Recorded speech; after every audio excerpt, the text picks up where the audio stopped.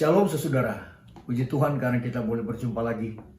Kita bersyukur karena kita sudah menjadi keluarga Allah yang Maha Kuasa. Berkat anaknya Yesus Kristus menjadikan kita di satu keluarga Tuhan. Dan kita menyembah kepada Tuhan yang sama, Yesus Kristus yang sama, Allah yang sama, yang Maha Kuasa, penebus dosa kita. Puji Tuhan, pada saat ini saudara mari kita belajar tentang Yesus yang diambil dari kitab Ibrani pasal 1 ayat 1 sampai ayat yang keempat. Kita akan lihat di sini siapa Yesus yang dijelaskan oleh penulis buku Ibrani. Lihat ini ya. Tema di sini di 4 ayat ini adalah Allah berfirman dengan perantaran anaknya. Ayat 1 berkata begini.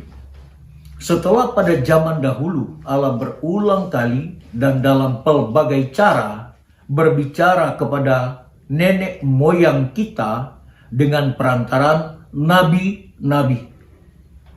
Maka pada zaman akhir ini Ia telah berbicara kepada kita dengan perantaran anaknya yang telah Ia tetapkan sebagai yang berhak menerima segala yang ada. Oleh Dia, Allah telah menjadikan alam semesta. Ia adalah cahaya kemuliaan Allah dan gambar wujud Allah dan menopang segala yang ada dengan firman-Nya yang penuh kekuasaan. Dan setelah Ia selesai mengadakan penyucian dosa, Ia duduk di sebelah kanan yang maha besar di tempat yang tinggi. Ayat 4, jauh lebih tinggi daripada malaikat-malaikat, sama seperti nama yang dikaruniakan kepadanya jauh lebih indah daripada nama mereka. Saudara, pasti yang sangat jelas untuk memahami siapa Yesus itu kita dapati di dalam 27 buku dalam kitab suci orang Kristen, mulai dari kitab Matius sampai Wahyu. 27 buku ini sentralnya membicarakan tentang Yesus. Dari kitab Matius, Markus, Lukas, Yohanes ini berbicara tentang di seputar pelayanan Tuhan. Dan sesudah itu dilanjutkan oleh rasul-rasul, mulai dari Kisah Rasul, Roma, Galatia, Korintus, Galatia, Epispili, Kolose, dan seterusnya. Itu adalah pelayanan yang pusatnya, beritanya, pemberitaan mereka adalah tentang Yesus. Dalam kitab Wahyu ya memberitahukan kepada kita bagaimana dikisahkan waktu Tuhan Yesus mau kembali pada kali yang kedua di bumi. Nah, khusus untuk pada saat ini saudara, saya mengajak mari kita fokus pada apa yang dicatat oleh penulis Ibrani dalam pasal 1 ayat 1 sampai 4. Kita beri judul 4 ayat ini adalah supremasi Yesus Kristus. Ya. Atau pengertian yang lain, superioritas dari Tuhan Yesus. Atau kata lain, keunggulan Tuhan Yesus. Ya. Jadi kalau berbicara Yesus, dicatat dalam Alkitab, khususnya dalam bagian ini, sejauh mana superioritas Tuhan, sejauh mana kemahakuasaan Tuhan, sejauh mana Dia punya kedudukan, kuasanya, dan lain sebagainya dari 4 ayat ini. Sekarang mari kita perhatikan baik-baik mulai dari ayat 1 memberitahukan kepada kita, setelah pada zaman dahulu Allah berulang kali dan dalam pelbagai cara berbicara kepada nenek moyang kita dengan perantaran nabi-nabi. Mari kita di sini ada 2 babakan bagaimana Tuhan berbicara kepada manusia di dunia ini. Allah menyatakan diri kepada manusia. Ya, Allah menyaksikan siapa Dia kepada manusia. Dan itu kita lihat dikisahkan, diceritakan oleh Nabi Musa dalam kitab Kejadian, Keluaran, Imamat, Bilangan, dan Ulangan. Nah, saudara, ini disebut Nabi Musa adalah nabi yang pertama yang menulis tentang siapa Allah. Dan Alkitab mengkisahkan kepada kita bahwa Allah sendiri yang memperkenalkan diri kepada Nabi Musa. Pada waktu Nabi Musa ini dipanggil oleh Tuhan di padang Gosen, ya, di tanah Mesir, Tuhan menampakkan diri kepada Musa. Dan ini kata-kata Tuhan, yaitu bahwa Musa harus siap menerima tugas yang mulia, yaitu Musa harus membawa orang-orang Israel dari tanah Mesir sebagai tanah perbudakan, ya, dan mereka harus datang ke tanah yang sudah disiapkan oleh Tuhan. Itu tanah yang sudah dijanjikan oleh Tuhan. Beratus-ratus tahun yang lalu tanah itu dijanjikan kepada Abraham, Ishak, Yakub, dan seterusnya, sampai ini diberitahukan kepada Musa, dalam mana umatnya sudah jadi banyak di Mesir.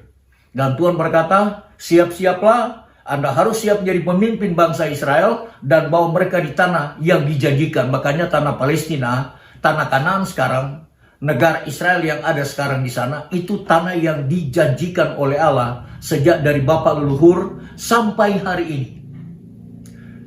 Saya tidak mau bicara tentang masalah konflik politik yang terjadi di Timur Tengah sana antara orang-orang Palestina dan Israel, tetapi sorotan saya adalah tanah Kanaan ini, tanah Palestina ini adalah tanah yang diberikan oleh Tuhan, yang dijanjikan awalnya kepada bapak-bapak leluhur, Abraham, Ishak, dan Yakub. Nah, ini yang perlu kita ketahui. Sekarang kita perhatikan bahwa Tuhan berbicara kepada nabi-nabi. Jadi bukan hanya nabi yang disebut di sini, nabi pertama adalah Musa, tapi semua nabi-nabi yang muncul dalam perjanjian lama, ya, mereka itu adalah alat Tuhan untuk memberitahukan siapa Tuhan. Ayat pertama memberitahukan begini, saudara. Setelah pada zaman dahulu Allah berulang kali dan dalam pelbagai cara berbicara kepada nenek moyang kita dengan perantaran nabi-nabi. Jadi jelaskan, saudara. Jadi Allah menyatakan diri di alam semesta ini, menunjukkan siapa dia. Dan yang paling jelas memberitahukan kepada dunia melalui nabi-nabi adalah dia adalah Sang Maha Kuasa. Dia pencipta langit dan bumi. Dia pembebas, dia Allah yang mengasihi. Allah yang memperhatikan kesulitan-kesulitan orang. Allah yang mau membebaskan orang dari belenggu apa saja. Itulah Allah yang luar biasa. Dan yang kedua, perhatikan baik-baik dalam ayat yang kedua, berkata begini. Maka pada zaman akhir ini ia telah berbicara kepada kita dengan perantaraan anaknya yang telah ia tetapkan sebagai yang berhak menerima segala yang ada. Yang kedua, Allah berbicara dalam ayat yang kedua ini, Allah berbicara melalui Yesus Kristus. Yesus itu adalah suara Allah. Yesus adalah firman Allah. Dalam Yohanes 1 ayat 1 memberitahukan bahwa pada mula pertama adalah Allah. Dan Allah bersama-sama dengan firman. Dan firman itu adalah Allah.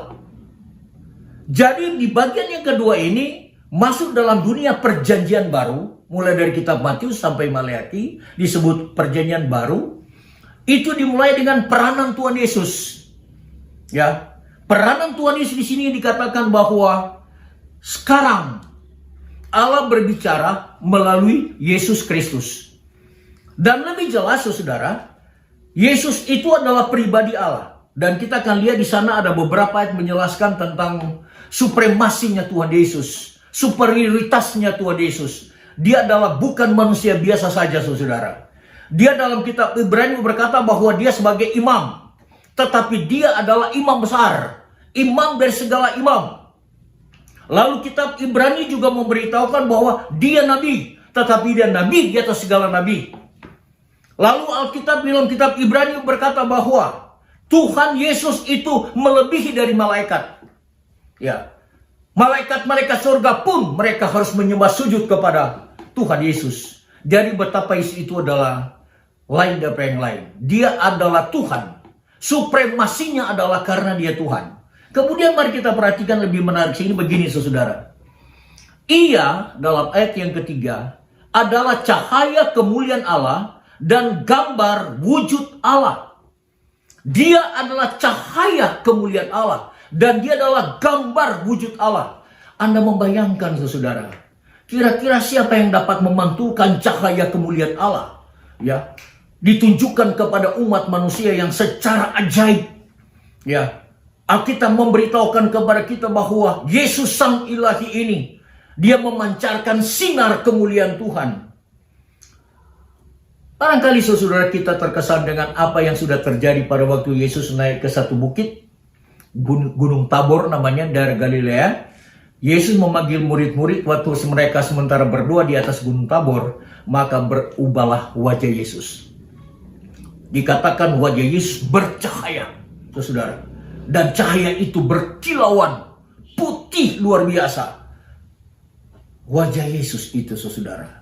Karena dia memancarkan wajahnya Allah. Dia adalah gambar dan wujud Tuhan. Allah yang Maha Kuasa. Bisa dilihat di dalam pribadi Tuhan. Sekalipun semua kita percaya dan kita tahu berdasarkan firman Tuhan bahwa dia manusia biasa. Tetapi kekristenan percaya diajarkan oleh kitab suci, Yesus 100% manusia dan dia juga 100% Allah yang Maha Kuasa. Makanya dia bisa bangkit dari kematian dan melakukan banyak tanda-tanda ajaib. Di sini dikatakan bahwa dia adalah cahaya kemuliaan Allah. Dia adalah wujud dari gambar Allah. Saudara, pekerjaannya di bumi ini sebagai manusia dan sebagai Allah yang Maha Kuasa, yaitu di sini dikatakan bahwa ia melakukan penyucian dosa. Ini yang unik pada Yesus. Inilah supremasinya, saudara. Di samping kita tahu bahwa dia adalah wujud daripada Allah, dia adalah cahaya kemuliaan Allah karena dia Allah sendiri. Ya, lalu Alkitab berkata ada satu pekerjaan dilakukan di atas dunia ini, yaitu kematiannya di kayu salib untuk melakukan pendamaian, penyucian dari dosa-dosa orang-orang yang datang kepada dia. Jangan kita salah mengerti bahwa ini bukan otomatis kalau misalnya Yesus dia mati di kayu salib, bangkit dari kematian sebagai dasar iman kepercayaan orang Kristen, maka dengan cerita itu kita langsung secara otomatis langsung selamat. Langsung ada jaminan masuk surga, tidak, saudara. Tetapi Alkitab mengajar kepada kita harus ada sesuatu yang kita responi terhadap Yesus yang berbicara tentang keselamatan, yaitu kita harus mengaku dosa. Ya, bahasa dalam Alkitab mesti ada proses pertobatan dalam kehidupan kita. Kita harus ada pengakuan dari bibir, mulut, dan hati kita bahwa Yesus itu adalah Tuhan. Ini berulang-ulang kali. Rasul-rasul setiap kali mereka mengajar, rasul-rasul setiap kali mereka berkhotbah, di mana saja, ya, di tempat-tempat beribadah, di tempat umum, setiap kali mereka bicara, mereka berkata, Yesus juru selamat yang sudah melaksanakan, mengerjakan keselamatan itu di kayu salib, melalui kematian sebagai manusia. Tapi oleh karena dia Allah, kematian tidak dapat menahan dia di dalam kuburan. Tuhan harus bangkit dari kematian. Nah, itulah kedahsyatan Tuhan Yesus kita.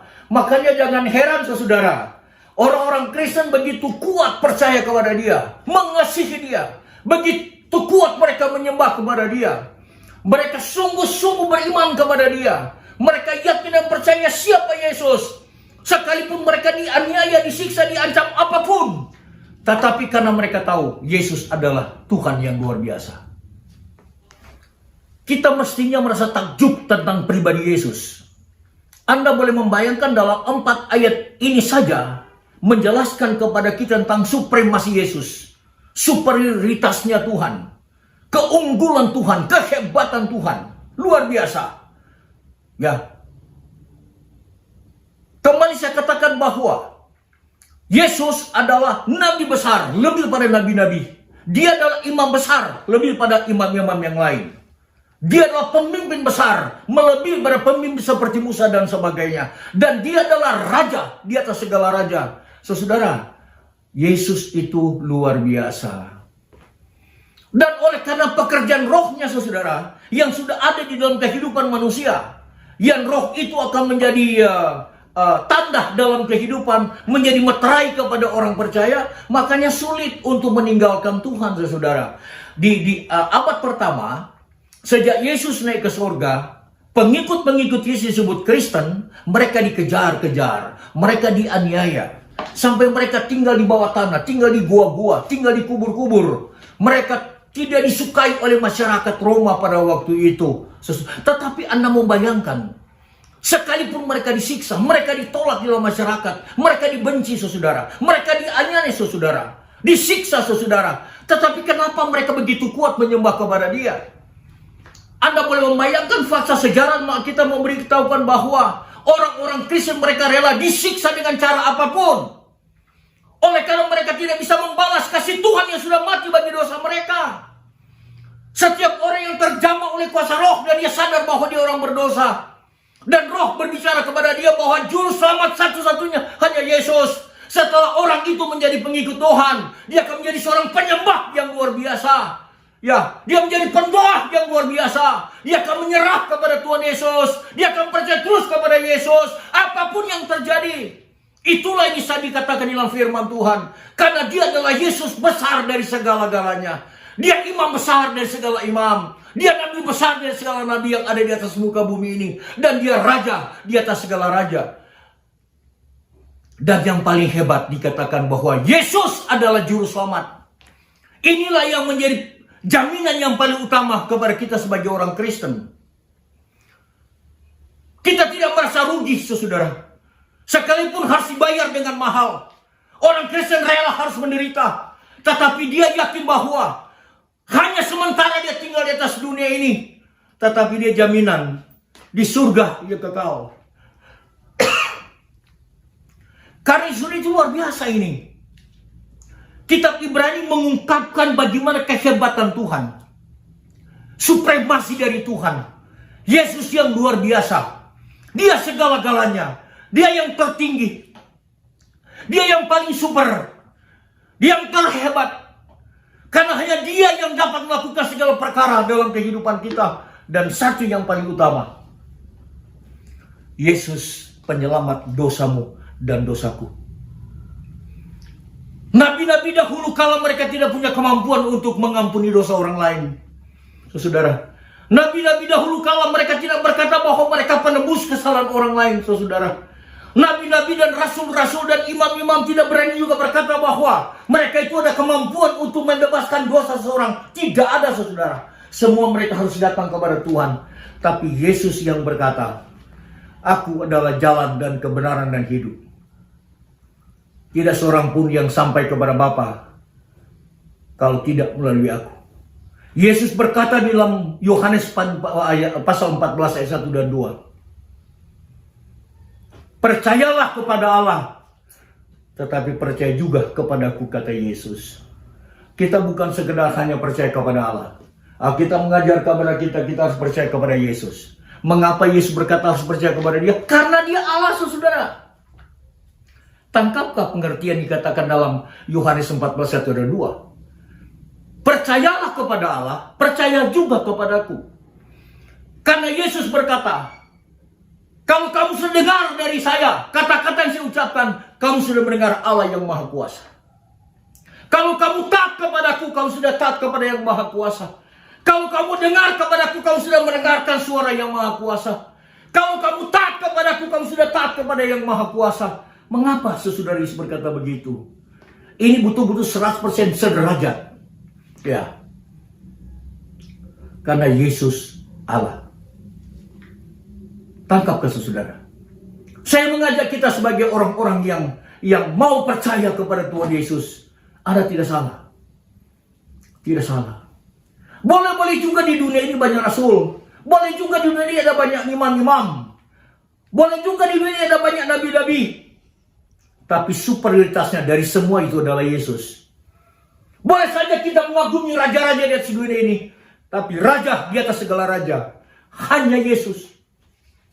Nabi-nabi boleh dikatakan mereka pahlawan iman. Mengajar yang luar biasa. Membawa banyak orang kepada Tuhan. Tapi Yesus nabi di atas segala nabi. Percayalah kepada Dia, saudara. Nama dia nama yang dahsyat. Nama Yesus nama juru selamat. Nama ini membuat orang bertukuk lutut kepada nama yang luar biasa ini. Datanglah kepada dia. Kalau kita mau hidup di dalam dia, nama dia berkuasa dalam kehidupan kita. Lalu ayat terakhir memberitahukan sini begini. Dia jauh lebih tinggi dari malaikat-malaikat. Sama seperti nama yang dikaruniakan kepadanya, yaitu lebih indah daripada nama mereka. Nama siapa? Nama semua nabi. Berapa ribu kira-kira pernah ada nabi di atas dunia ini? Boleh berapa ribu? Dari zaman ke zaman. Tapi nama Nabi Yesus Kristus superioritas. Dia unggul dari semua nabi yang ada. Mengapa? Karena dia Tuhan. Karena dia juru selamat. Saya mau menantang Anda pada saat ini. Maukah saudara ikut Yesus? Maukah saudara percaya kepada dia? Maukah saudara terima dia sebagai Tuhanmu dan juru selamatmu? Maukah engkau mengaku semua dosamu kepada Tuhan? Saat ini dia siap memulihkan Anda. Mari kita berdoa. Bapa, terima kasih kami dengar tentang Engkau. Engkau Allah yang hidup. Yesus, Engkau Tuhan kami. Sang ilahi kami. Penebus kami. Pembenar kami. Penyelamat kami. Ampunilah dosa-dosa kami. Engkau memberi jaminan kepada kami kalau kami mengaku dengan bibir dan mulut dan datang dari hati kami bahwa Engkau Tuhan yang sudah mati dan bangkit. Kami akan mendapatkan keselamatan yang kekal. Diberkatilah firman Tuhan yang baru saja kami dengar. Kami berdoa agar supaya Roh Allah bekerja sampai sejauh mana berita ini bisa didengar. Roh Tuhan bekerja supaya orang-orang datang kepada Yesus mendapatkan keselamatan. Terima kasih banyak. Terpujilah dalam nama